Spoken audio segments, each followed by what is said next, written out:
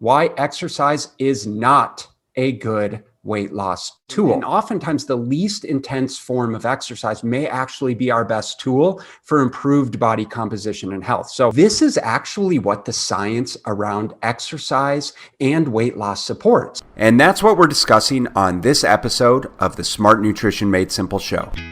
Welcome to the show where we help you make smart nutrition simple. If you want proven nutrition strategies to help you build a better body and create the energy to show up for your family without overly restrictive and unrealistic dieting, then you're in the right place. Make sure to subscribe and enjoy this episode. My buddy Dan called me up this past February, somewhat out of the blue, to express his frustration over his New Year's resolution weight loss goals. He had committed to losing 30 pounds of weight loss, and at the present, and this was in February, he was only down 5 pounds. Now, as we discussed last week, if you recall, 5 pounds in 30 days, especially for a 200-pound male, is actually not bad. And certainly right in line with what we would consider healthy weight loss progress. So naturally, I applauded his efforts and inquired more deeply about his frustrations. And so as it turns out, Dan had added 60 minutes of medium intensity running. So, leisurely running 4 days per week, or cumulatively 240 minutes of running a week, while keeping his diet the exact same. Now, knowing Dan and what a lazy human being he normally is, I couldn't help but laugh at such a tremendous amount of effort for such a mediocre return on investment. And as it turns out, this is actually what the science around exercise and weight loss supports. In fact, these are considered pretty good results, assuming Dan was in fact able to keep his diet the same, because for many, the running would have likely both increased appetite and decreased other physical activity levels, which I'll explain more in just a moment. So based on Dan's results and what the literature supports, if one is overweight or obese and presumably trying to lose dozens of pounds, it would take an incredible amount of time and will and effort to make a real impact through exercise. Right? At least this is what the science is telling us. Now, of course, guys, everyone is different, and research doesn't always reflect individual variance. In fact, it never reflects individual variance, but what we do know is that when it comes to fat loss, not all exercise is created equal. Now, one of the first tools that we tend to gravitate towards when we've committed to a weight loss program is some sort of cardiovascular exercise. It just seems like it's conventional wisdom, right? We start to go jogging, or we buy the Peloton, or we join the boot camp classes, or we start doing some sort of circuit style training. And many of us have this perception that if our heart rates are elevated, if we're sweating and if we're out of breath, then we're burning more calories and therefore burning more fat. But unfortunately, this is simply not the case. Indeed, we may be, in fact, burning more calories during the specific bout of exercise. There's really no question about that. But of more significance here is how our body actually responds to the increase in caloric expenditure, which is really quite fascinating. So by the end of this discussion, I'm going to show you why doing more cardio could actually be holding you back from your fat loss goals, and why sometimes and oftentimes the least intense form of exercise may actually be our best tool for improved body composition and health. So let me explain. Now, in order to understand fat loss, we first need to differentiate here between weight loss and fat loss, because the two are not synonymous, as I've discussed before. When you step on the scale in the morning, you're getting a quantifiable number associated with your current body weight, right? But this is the cumulative sum of your bone mass, of your muscle mass, of your organs, of your bodily fluids, of your body fat, and even the 2 to 3 pounds of bacterial organisms that we house in our digestive system. Now, we know this weight will fluctuate not only day to day, but throughout the day by virtue of what we eat and what we drink. And if we have undigested food in our system, if we have poop in our intestines, and so on. This this is weight fluctuation. And the daily weight, but specifically the water weight, is acutely influenced by a myriad of things, by our stress levels, by our bowel movements, by whether or not we ate carbs or a significant amount of carbs or the type of carbs yesterday, whether we weighed in at the same time of day or a different time of day, if we were dehydrated, if we ate saltier foods, if our sleep has been inadequate, if we were on an airplane in the last 24 hours, if we're retaining water if females are retaining water from menstruation, and on, you get the idea. It's highly variable metric. So when we see weight change from day to day, it's simply water fluctuations from the aforementioned stimuli. But when we look at weight over the long term, it's a reflection of not only fat loss, but changes in muscle mass, changes in bone mass, changes in water weight as well. So this is neither good nor bad. It's simply data, right, that needs to be acknowledged in conjunction with a number of the other variables to determine how our body is responding to nutrition and how it's responding to exercise. Conversely, when we're talking about fat loss, when we're talking about body composition, obviously we're talking about one specific variable. We're talking about our body fat and the percentage of fat that's lost relative to our body weight. This is often very difficult to accurately measure. And so what I've observed and what we use in our coaching programs to be the best way is a combination of both circumference measurements as well as pictures in conjunction with scale weight change. That way we have a much more comprehensive view of if and how things change with our body composition, not just our scale weight. So now that we have a better understanding of the difference, I'll venture to say that when most people say they want to lose weight, what they're really talking about is they want to lose body fat. Because someone can lose weight and they can still have a relatively high percentage of body fat. In fact, it's often what we see when people aggressively cut calories and ramp up physical activity levels is a loss not only in body fat, but sometimes a significant loss in muscle mass and even bone mineral density as well, right? Which this actually leaves people with perhaps the same body shape, just lighter on the scale. So it's very plausible and not uncommon with typical low calorie dieting methodology to lose weight, lose fat, lose muscle mass, lose bone density, and basically still be over fat.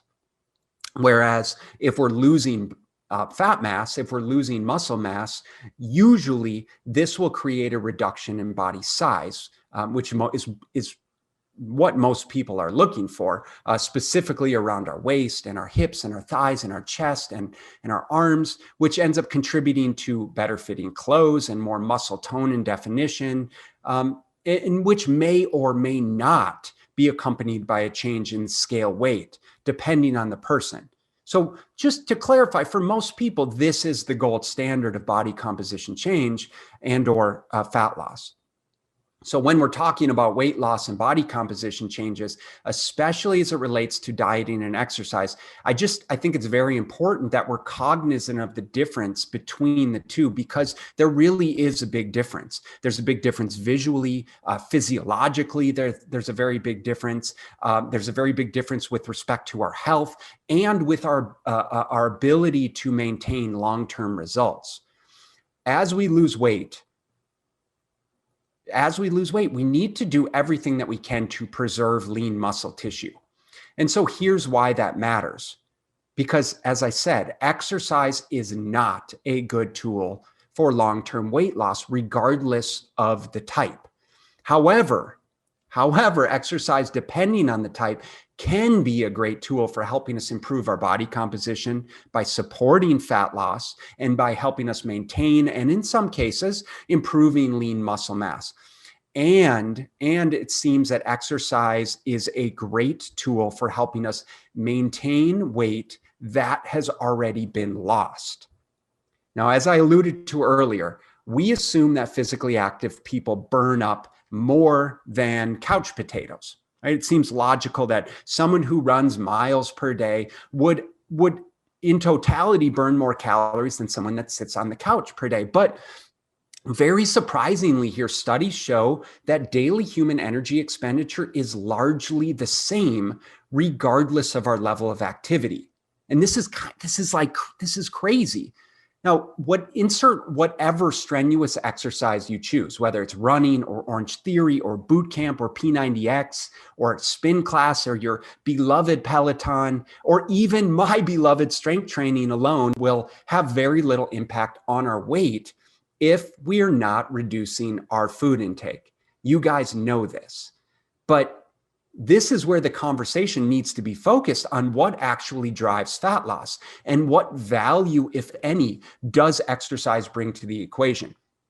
So to help you get a better understanding of the exercise paradox here, because that's what it is, it might help to imagine thinking back to the lifestyles of our hunter-gatherer ancestors thousands and thousands of years ago.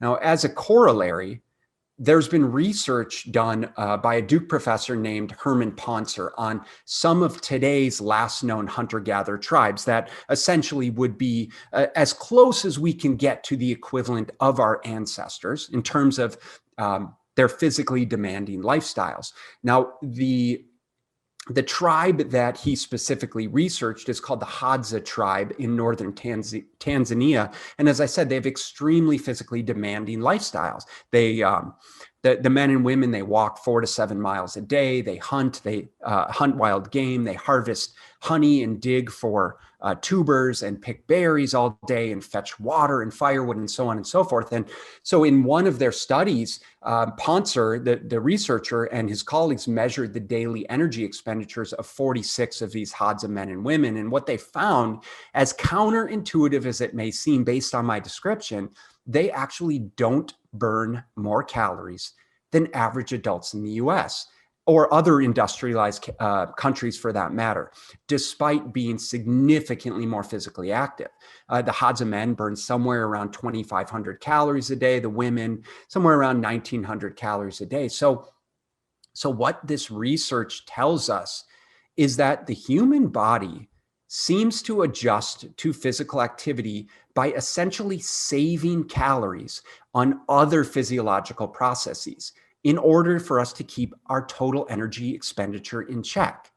Now, in other words, and listen closely here because this is really important, part of our physiological response to exercise and therefore caloric expenditure is to naturally adjust or to compensate for our total output to ensure that things stay in balance, kind of like an internal energy budget, if you will.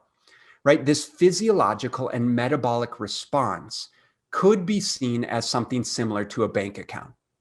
Right? If I go out and I spend $2,000 on new home gym equipment, which maybe wouldn't be unheard of, it's perfectly logical, especially after my wife Christina sees the bank statement, to go out of her way to ensure that we make some significant cutbacks in other areas. Right? Like we'll eat out less. That month, we'll make less purchases on Amazon, or simply Christina will decide to stay the hell away from Target for a couple of weeks, would certainly do the trick. Now, by the end of the month, because of our cutbacks, things should balance out and cash flow should remain unchanged. The same seems to happen with our exercise output, especially with higher intensity forms of exercise. Again, think, boot camp classes, spinning, Orange Theory, all of these high intensity or interval type classes. Whatever calories we end up burning simply force us to compensate for in other areas. For example, we might find ourselves more hungry after a hard workout. Has that ever happened to you? You've worked out extremely hard and then you find yourself ravenously hungry later on in the day. Or perhaps we want to, quote unquote, reward ourselves for finishing that 5 or 10K or completing that really hard week of exercise. And inadvertently, we end up eating significantly more than what we would have otherwise. Or unbeknownst to us, is the body will just naturally downregulate to budget for the higher than normal calorie expenditure. It will just naturally slow down. Now, this could mean feeling more lethargic for the rest of the day of the week. It could mean moving less in the form of unstructured activity, like just naturally, we may not even realize it. We walk less, we get up and down less, we fidget, we just move around less, and generally just going out of our way to move less. As I said, we might park closer to the restaurant and so on and so forth. This is our body's way of naturally budgeting in order to stay in physiological balance. Now, without getting into the laws of metabolism or getting too sciencey here or more sciencey, these are some of the numerous adaptations that we see occur when we've spent years yo-yo dieting or over exercising or under eating or blatantly trying to force our body into weight loss submission. And to be fair, that's what we're going to talk about in next week's conversation when we discuss whether or not your metabolism is broken. So this is just a little bit of a taster of how the metabolism responds to nutrition and exercise, specifically the type of exercise and its compensatory mechanisms. So, but again, we'll share that next week. So make sure you guys tune in. So listen, here's the thing. All of this is making exercise seem like it's irrelevant, which could not be further from the truth, because there's a huge difference between exercising for weight loss, for exercising for health, exercising for performance. And so before you go around justifying sitting on the couch because Ben said exercise sucks, let's be very clear about the context of this conversation. Exercise is fantastic for health. It's fantastic for improving cardiorespiratory fitness, for helping regulate blood sugar, for improving blood sugar management, for helping us manage stress, for helping improve emotional health. And exercise is very necessary when we look at studies in people that are actually able to maintain long-term weight loss. So to be clear, exercising is still good and necessary.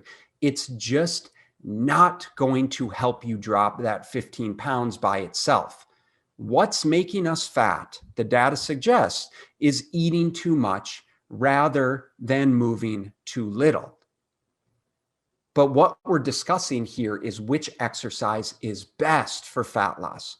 So let's give you some real world applications so you can walk away from this conversation knowing exactly what and kind of how you should be thinking about things and what you should be focusing on.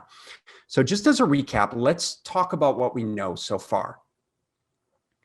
Exercise, regardless of the type, is not a primary driver of weight change. Rather, it has to come mainly from our diet. However, there's a difference between weight loss and fat loss. Now, numerous exercise studies show that despite minimal changes in weight, exercise can have a profound impact on body composition changes and help to maintain weight loss from dietary intervention. So that's where we just need to be very clear about what we're talking about. Are we talking about just weight loss, or are we talking about just fat loss and body composition changes? Because again, they're different. Now, the body has a built-in compensatory mechanism, as evidenced from hunter-gatherer tribes throughout the world, that essentially this mechanism regulates how many calories we can reasonably burn, regardless of the intensity and duration of that exercise.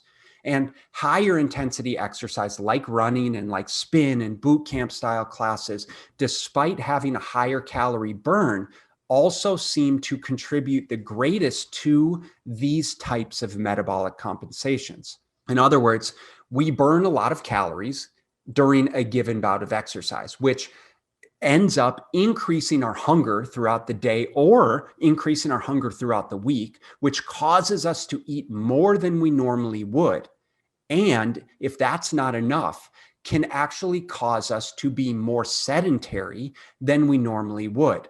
Therefore, potentially completely negating the calorie deficit that we created, in some cases actually move us in the wrong direction because we eat far more than what we expended. And this is what multiple research studies show when they compare groups that do certain amounts of exercise, they find that a small percentage lose weight, most of them stay the same. And for another small percentage, they actually gain weight by virtue of this compensatory mechanism that causes them to end up eating more than what they expended in calories. It's crazy. Therefore, and because weight loss is so calorie dependent, it is only logical that we identify the forms of exercise that have the least impact on appetite and the greatest impact on both calorie expenditure and supporting lean muscle mass.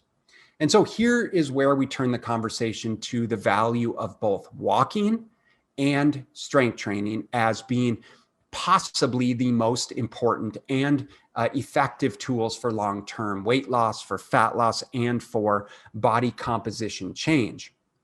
And the reason for this is because these exercise tools seem to offer the right type of stressors to create a favorable metabolic change.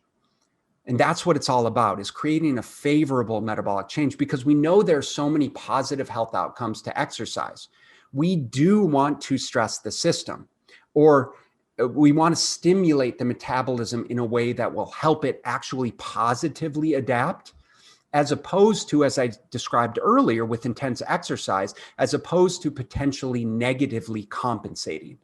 And these positive adaptations are things that include better energy, better mood, better, as I said, better blood sugar control, improved digestion, improved cognitive function, better decision-making, like higher motivation and drive, stress management, as well as, in the case of strength training, better muscle maintenance and perhaps muscle gains, really depending on the individual.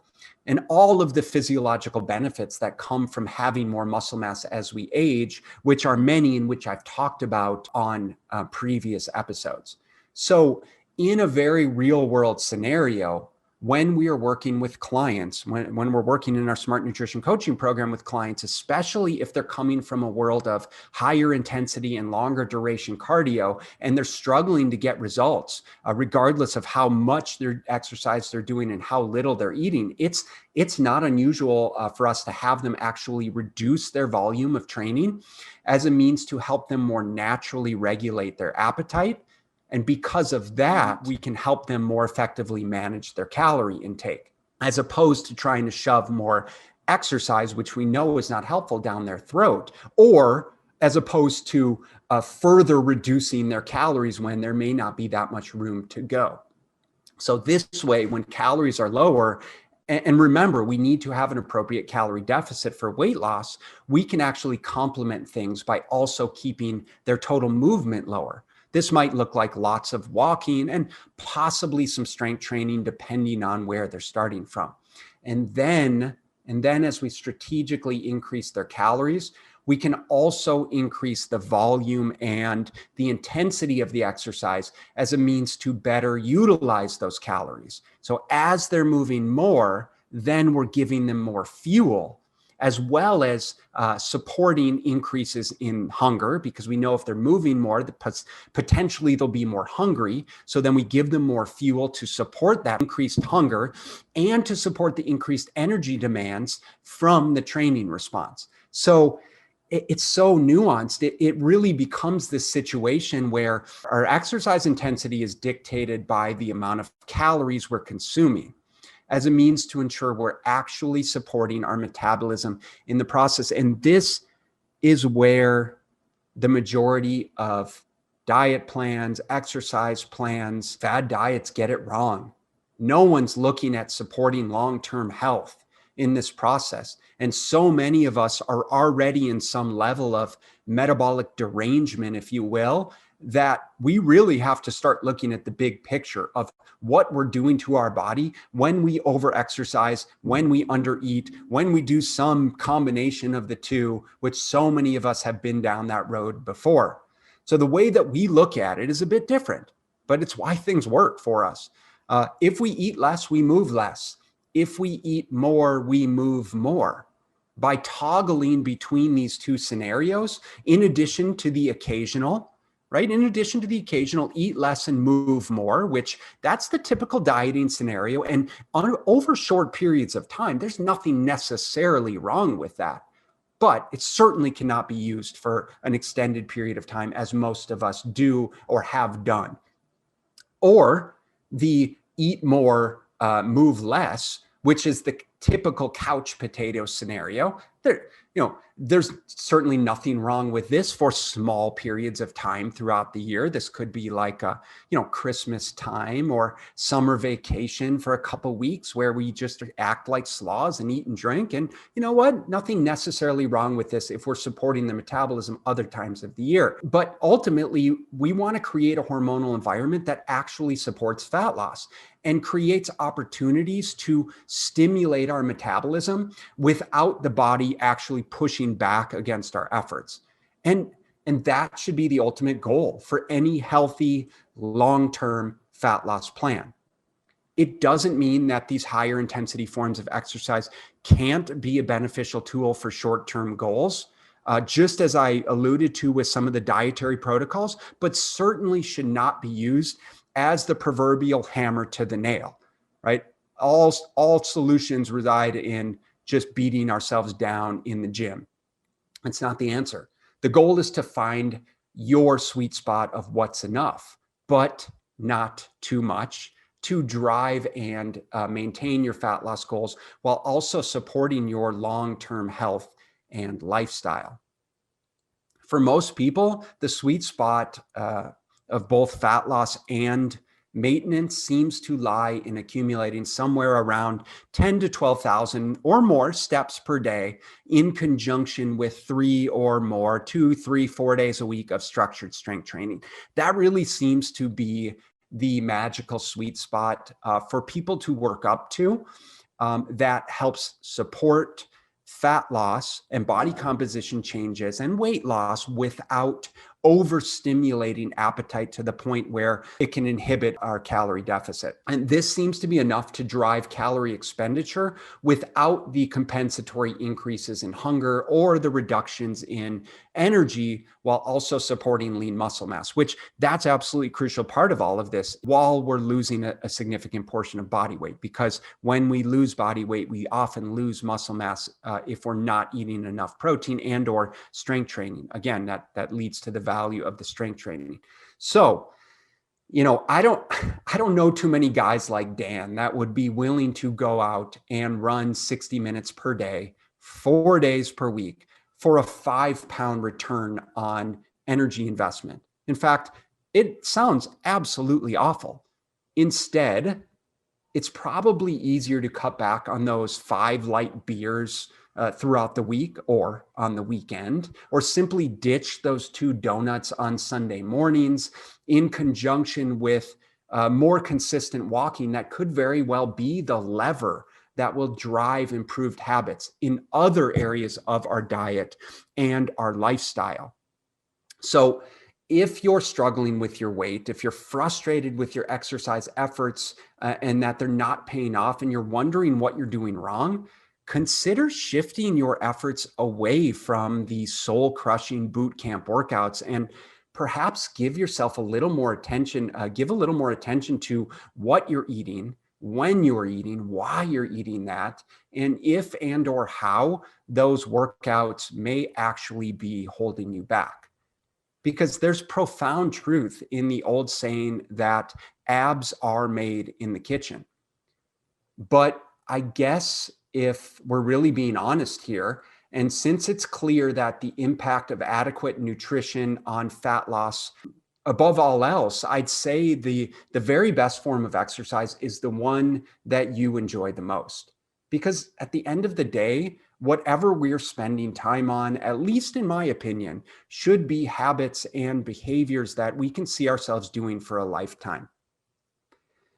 So listen, if you're ready to truly commit to long-term change, guys, without having to train more and eat less or feel overly restricted with meal plans that frankly don't have room for a social life or real world problems, then perhaps we should chat. And if you'd like to know how our proprietary, pure science, proven results process can help you identify exactly where to start with both your calorie intake and your energy expenditure while supporting your metabolism in the process so that you can eventually eat more, and weigh less, then the Smart Nutrition Coaching Program may be the perfect solution for you. I appreciate you taking the time out of your busy lifestyle to tune in, and I'll catch you guys next week. Remember, next week, we are talking all things metabolism and whether or not your metabolism is broken. Much love. I'll catch you guys later. Thank you so much for listening. And if you found this content valuable, here are 4 ways I can help you in your nutrition journey for free. 1. Grab a free copy of my Fat Loss Fix Guide at fatlossfixguide.com. 2. Join my free group at smartnutritionmadesimple.com. 3. Subscribe to my YouTube channel at smartnutritionmadesimple.tv.com. 4. Leave a 5-star rating and positive review so that we can gain access to more nutrition experts ready to share their knowledge with you and ultimately help more people make smart nutrition simple.